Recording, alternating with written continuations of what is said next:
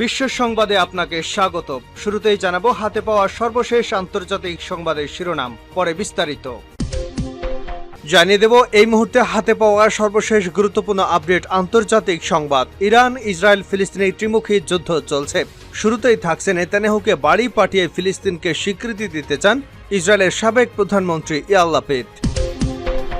এবারে জানাবো একটি গুরুত্বপূর্ণ সংবাদ। খামেনিকে বললেন হানিয়া, আমরা একসঙ্গে ইসরায়েলের ধ্বংস দেখব।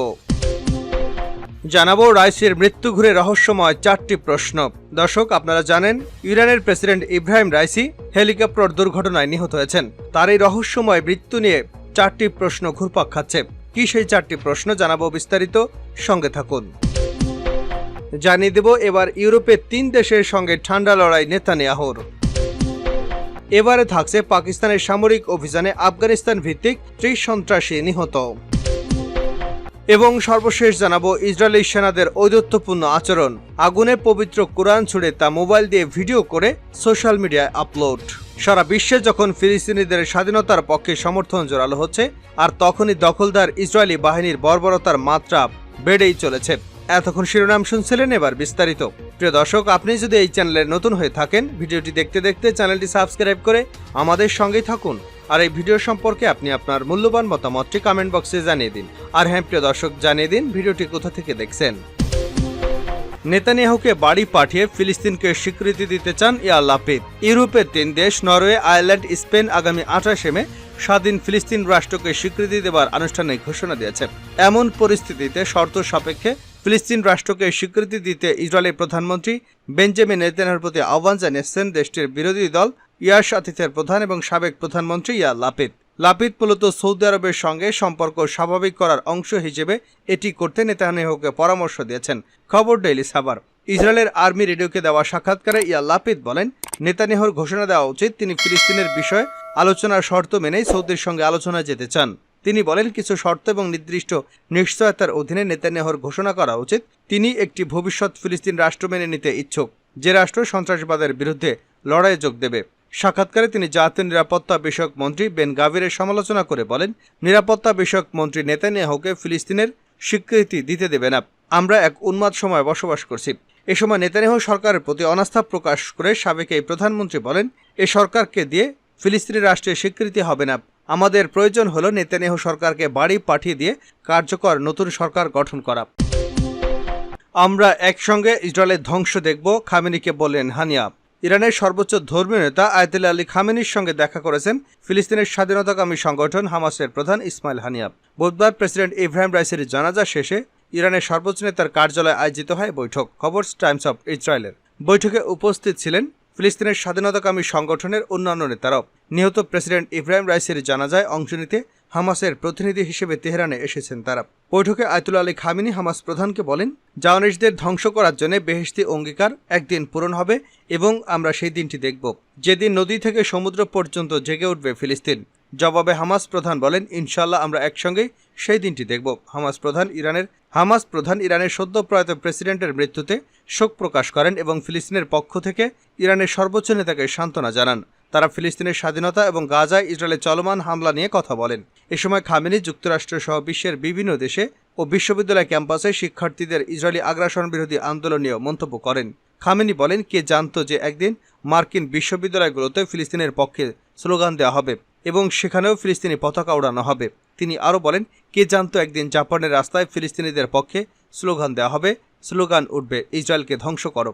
বৈঠকের আগে হামাস প্রধান ইসমাইল হানিয়া এবং লেবাননের সশস্ত্র সংগঠন হিজবুল্লাহর উপনেতা নাইম কাসিম এবং ইয়েমেনের হুতি বিদ্রোহীদের প্রতিনিধিরা প্রয়াত প্রেসিডেন্টের জানাজায় অংশগ্রহণ করেন। উপস্থিত জনতার উদ্দেশ্যে হামাস প্রধান বলেন, আমি ফিলিস্তিনি জনগণের পক্ষ নিয়ে গাজায় ইসরায়েলি আগ্রাসনের বিরোধিতাকারীদের প্রতিনিধি হিসেবে শোক প্রকাশ করার জন্য এখানে উপস্থিত হয়েছি। আমি নিশ্চিত ইরান ফিলিস্তিনি জনগণের প্রতি সমর্থন অব্যাহত রাখবে। রাইসির মৃত্যু ঘিরে রহস্যময় 4টি প্রশ্ন। সম্প্রতি হেলিকপ্টার দুর্ঘটনায় নিহত ইরানি প্রেসিডেন্ট ইব্রাহিম রাইসি সহ বাকি সবার 3য় জানাজা গতকাল ইরানের রাজধানী তেহরানের ইউনিভার্সিটি অব তেহরান ময়দানে অনুষ্ঠিত হয়েছে। এই জানাজায় অংশ নেয় লাখো লাখো মানুষ। ইরানের রাষ্ট্রীয় বার্তা সংস্থা IRNA-কে দেওয়া এক সাক্ষাৎকারে এক্সিকিউটিভ অ্যাফেয়ার্স ভাইস প্রেসিডেন্ট মোহসেন মনসুরি গতকাল জানান, মঙ্গলবার তারবিজ শহরে প্রথম জানাজার পর রাইসির লাশ নিয়ে যাওয়া হয় পূর্ব আজারবাইজান প্রদেশের কুম শহরে। সেখানে স্থানীয় সময় বিকাল 4:30টায় দ্বিতীয় জানাজা অনুষ্ঠিত হয়। মনসুরি আরও জানিয়েছেন, রাইসের মরদেহ আজ সকালে দক্ষিণ খোরসান প্রদেশের রাজধানী বিরজান্দে নেওয়া হয়। সন্ধ্যায় উত্তর পূর্বাঞ্চলের শহর মাসদাদে অষ্টম শিয়া ইমাম রোজার মাজারে রাইসির দাফন অনুষ্ঠিত হওয়ার কথা। এদিকে রাইসির এই রহস্যজনক মৃত্যুকে ঘিরে ইরান সহ বিশ্বজুড়ে নানা প্রশ্ন ঘুরপাক খাচ্ছে। এর মধ্যে বিবিসি, রয়টার্স, আল জাজিরাতে 4টি প্রশ্ন সবচেয়ে বেশি আলোচিত হচ্ছে। আলোচিত এই 4টি প্রশ্নগুলো হলো: মোসাদের সম্পৃক্ততা। রাইসের মৃত্যুর ঘটনায় ইরান জুড়ে জনসাধারণ এবং গণমাধ্যমগুলো ইসরায়েলি দুর্ধর্ষ গোয়েন্দা সংস্থা মোসাদকে দায়ী করে আসছে। কারণ ইসরায়েল এবং তার গোয়েন্দা সংস্থা মোসাদি এক প্রকার ধরতে গেলে রাইসের প্রধান শত্রু। এর আগেও ইরানি সেনা কর্মকর্তা কাশেম সুলাইমানি সহ আরও বেশ কয়েকজন সেনা কমান্ডার খুন হন মোসাদের হাতে। এছাড়াও মোসাদ ইরানের 7 জন পরমাণু বিজ্ঞানীকে হত্যা করেছে। সিনিয়র ইরানি কনসুলেটে ইসরায়েলি হামলার জবাবে গত মাসে ইরান ইসরায়েলের উপর ড্রোন এবং ক্ষেপণাস্ত্র হামলা করে। এ ঘটনায় প্রতিশোধ নিতে মোসাদ রাইসিকে খুন করতে পারে বলে বিশিষ্টজনরা মনে করে। এছাড়া হেলিকপ্টার দুর্ঘটনার খবর যখন ইরানি সরকার সঠিকভাবে শনাক্তই করতে পারেনি এবং এ বিষয়ে কোনো তথ্য প্রকাশ করেনি, ঠিক তখনই ইসরায়েলি গণমাধ্যমগুলো রাইসের মৃত্যুর খবর ফলাও করে প্রকাশ করতে থাকে। এতেই ইরানিদের সন্দেহ এই দুর্ঘটনাটি সুপরিকল্পিত এবং এতে মোসাদের হাত রয়েছে। দ্বিতীয় নম্বরে রয়েছে যুক্তরাষ্ট্রের প্রতি সন্দেহ। যুক্তরাষ্ট্রকে বলা হয় ইসরায়েলের প্রধান মিত্র। ইসরায়েলকে সব ধরনের অস্ত্র সহায়তা দিয়ে থাকে যুক্তরাষ্ট্র। তাই রাইসের এই নিহত হওয়ার ঘটনায় যুক্তরাষ্ট্রে জড়িত থাকার সন্দেহ প্রবল। তাছাড়া যে হেলিকপ্টারটি দুর্ঘটনা কবলিত হয়েছে সেটিও যুক্তরাষ্ট্রের তৈরি, যে কারণে যুক্তরাষ্ট্রকে ইরান সন্দেহের তালিকা থেকে বাদ দিতে পারছে না। তৃতীয় নম্বরে রয়েছে ইরানের অভ্যন্তরীণ রাজনীতি। বর্তমানে ইরানের সর্বোচ্চ ক্ষমতাধর ব্যক্তিত্ব আয়াতুল্লাহ আলী খামেনি। তার বয়স প্রায় 85। ধারণা করা হচ্ছিল খামেনির পরে ক্ষমতায় আসার সম্ভাবনা ছিল রাইসির। কিন্তু এর পরের স্থানে যারা নাম প্রকাশ্যে এসেছিল সে হলো খামেনির ছেলে মোস্তফা খামেনি। সুতরাং এখন বলা যায় যে রাইসির মৃত্যুতে সবচেয়ে বেশ লাভবান হয়েছেন খামেনির ছেলে মোস্তফা খামেনি। তাছাড়া যে হেলিকপ্টারটির আকাশে উড়বার প্রাথমিক যোগ্যতা ছিল না, সেই হেলিকপ্টারটি ইরানি কর্মকর্তারা কেন রাইসিকে ব্যবহারের জন্য দিয়েছিল সে বিষয়ে যথেষ্ট রহস্য রয়েছে। চতুর্থ নম্বরে রয়েছে ইরান বিরোধী জঙ্গি গোষ্ঠীর সম্পৃক্ততা। কিছু কিছু মহল মনে করে ইরান বিরোধী কঠোরপন্থী জঙ্গি গোষ্ঠী জয়শ-আল আদিল এই ঘটনায় জড়িত। তারা ক্ষেপণাস্ত্র ছুড়ে রাইসির হেলিকপ্টারটি ধ্বংস করতে পারে বলে অনেকেরই ধারণা, কারণ অতীতে ইরান বিরোধী জঙ্গি গোষ্ঠীটি এ ধরনের হামলা চালিয়েছে। তবে এই সংগঠনটির অবস্থান পাকিস্তানের সীমান্তে। হেলিকপ্টার বিধ্বস্ত হওয়ার স্থানে তাদের কোনো কার্যক্রম নেই। বিশ্লেষকরা মনে করছেন এসব প্রশ্নের উত্তর হয়তো শীঘ্রই মিলবে। ইরান সহ বিভিন্ন দেশ এ ঘটনার অনুসন্ধান চালাচ্ছে। সে কারণে দ্রুতই এই রহস্যের সমাধান হবে বলে আশা করা হচ্ছে। এবার ইউরোপের 3 দেশের সঙ্গে ঠান্ডা লড়াই নেতানিয়াহুর। স্বাধীন রাষ্ট্র হিসেবে ফিলিস্তিনকে স্বীকৃতির দাবি বহুদিনের। জাতিসংঘের বেশিরভাগ সদস্য রাষ্ট্র ইতিমধ্যে ফিলিস্তিনকে রাষ্ট্র হিসেবে স্বীকৃতি দিয়েছে। তবে ইসরায়েল, মার্কিন যুক্তরাষ্ট্র সহ পশ্চিমা বলয়ের বেশ কিছু দেশ এখনও ফিলিস্তিনকে রাষ্ট্র হিসেবে মানে না। ফিলিস্তিন 2012 সাল থেকে জাতিসংঘের অসদস্য পর্যবেক্ষক রাষ্ট্র হিসেবে মর্যাদা পাচ্ছে। জাতিসংঘে বারবার ফিলিস্তিনকে রাষ্ট্র হিসেবে স্বীকৃতির প্রস্তাব উঠলেও যুক্তরাষ্ট্রের ভেটোতে তা খারিজ হয়ে যাচ্ছে। সম্প্রতি আবারও ফিলিস্তিনকে পূর্ণাঙ্গ সদস্য করার একটি প্রস্তাব পাশ হয়েছে জাতিসংঘের সাধারণ পরিষদে, জানিয়ে ক্ষোভ প্রকাশ করেছে ইসরায়েল।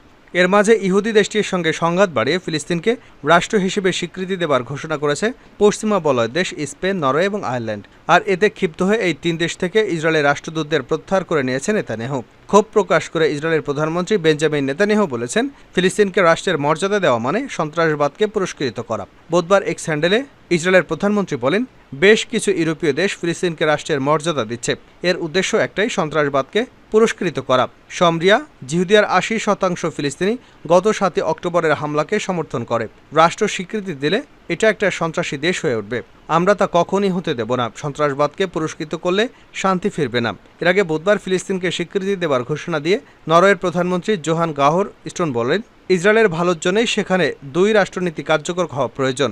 এক্ষেত্রে গাজা এবং ওয়েস্ট ব্যাংক সহ ফিলিস্তিন দেশ প্রতিষ্ঠিত হোক, তাতে 2 দেশের মধ্যে থাকা সংঘাত শেষ হবে এবং পশ্চিম এশিয়ায় শান্তি ফিরে আসবে। তিনি বলেন, আমরা 28 মে আমরা ফিলিস্তিনকে দেশ হিসেবে স্বীকৃতি দেব।